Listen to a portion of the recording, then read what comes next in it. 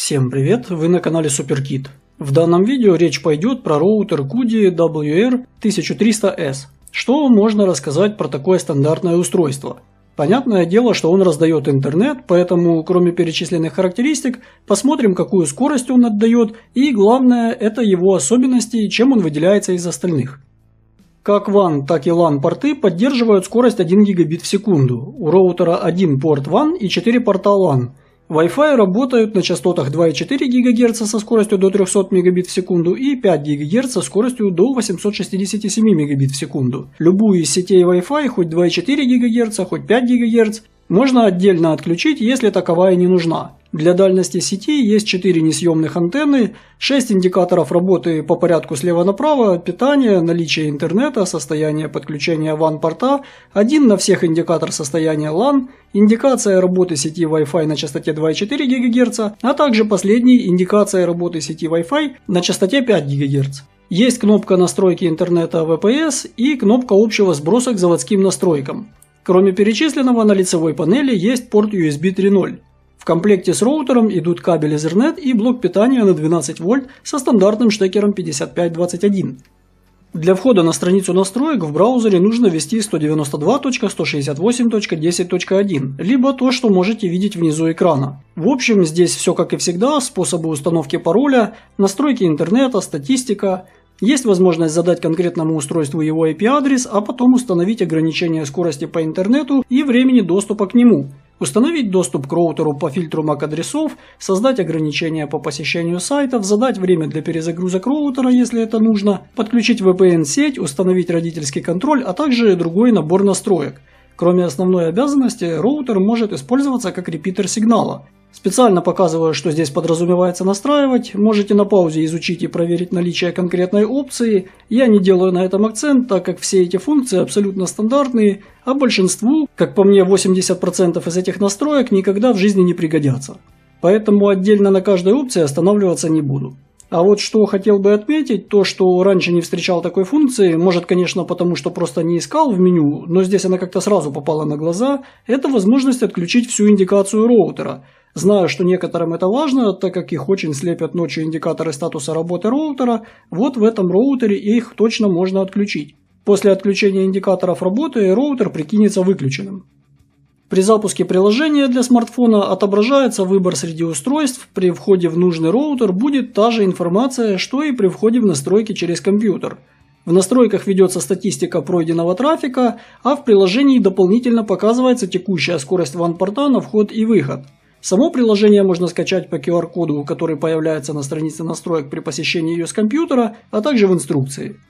Как упоминал ранее, скорость WAN и LAN портов 1 гигабит в секунду. Не знаю, есть ли у кого-то скорость интернета на практике именно 1 гигабит в секунду, но у меня всегда упор в значение около 940 мегабит в секунду. Бывает и нижняя скорость, бывает так, что на одном сайте входящий трафик почти максимальный, а исходящий проседает. А тут же на другом сайте наоборот, входящий трафик меньше, зато исходящий на максимуме. Как будто зеркало значений. Это говорит больше не про возможности роутера, а про то, что конкретно взятый сервер, который используется сайтом для проверки скорости, сейчас загружен на одно из действий, а именно либо на загрузку, либо на отдачу. Скорость работы через сеть Wi-Fi 5 ГГц, как на смартфоне, так и на планшете, уверенно держится на отметке 200 с плюсом мегабит в секунду, приближаясь к 300 мегабит в секунду.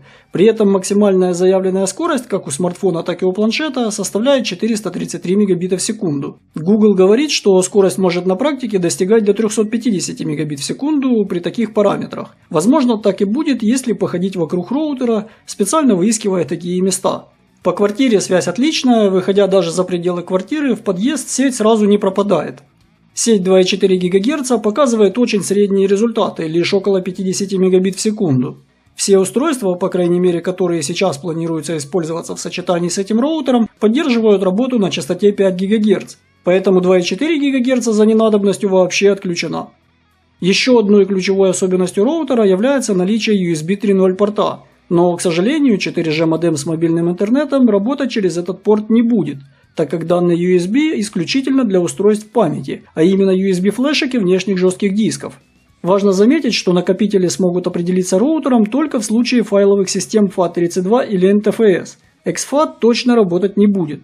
Для работы накопителей необходимо в пункте настроек «Общий доступ к USB» активировать ползунком доступ к накопителям, внести пароль, который нужно будет затем один раз ввести на нужном устройстве, с которого будет производиться использование накопителя. Также можно выбрать режим порта только USB 2.0 или USB 2.0 3.0 и разрешить или запретить запись на удаление файлов с подключенного накопителя. После этого, в зависимости от операционной системы компьютера, скопировать путь к накопителю и внести его в проводники. Таким образом, доступ к файлам на накопителе будет открыт. При подключении очень быстрой флешки все открывается и запускается мгновенно, но при попытке скопировать файл с флешки на компьютер будет скорость близкая к 40 МБ в секунду, что аж никак не USB 3.0. Такая скорость даже ниже возможностей порта USB 2.0, а в случае записи уже на накопитель с компьютера скорость будет и того меньше, около 7 МБ в секунду. Зачем декларировать порт как USB 3.0, непонятно. Винчестеру на 4 терабайта без проблем хватает мощности, чтобы корректно работать также. У меня есть USB-хаб с портами USB 2.0, которые позволяют подключить несколько устройств. Я решил подключить жесткий диск и флешку, но несмотря на то, что оба устройства определились, путь к жесткому диску закрыт, так как при обращении к нему винчестер просто отваливается. Очевидно, что недостаточно мощности питания. Чтобы все же удостовериться, что два и более устройства все же будут работать одновременно, я подключил две USB флешки, и они без проблем работали корректно. Я думаю, что если будет нормальный USB-хаб, а еще лучше, чтобы он был USB 3.0, то будет без проблем работать и комбинация из жесткого диска и флешки, а может даже и из двух жестких дисков. При постоянной работе роутер греется, я бы сказал, чуть больше обычного. Хотя может это потому, что в комнате плюс 27 градусов. Потребляемая мощность при этом составляет около 4 Вт. Индикаторы, несмотря на то, что их можно выключить, ненавязчивые, хотя здесь у всех свои ощущения. За несколько месяцев работы не было замечено никаких проблем в работе интернета, роутер этой фирмы не впервые у меня в руках. Именно из-за стабильной работы ранее купленного экземпляра взгляд был остановлен на этой фирме и сейчас.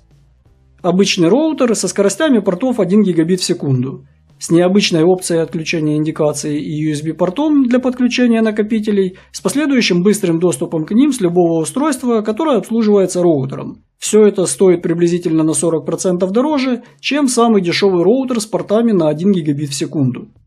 Ссылки на полезности в описании, оценивайте видео, подписывайтесь на канал. Обязательно будут новые видео о разных девайсах. Если есть вопросы, можете задавать их в комментариях, постараюсь ответить на них. Всем спасибо и до новых встреч!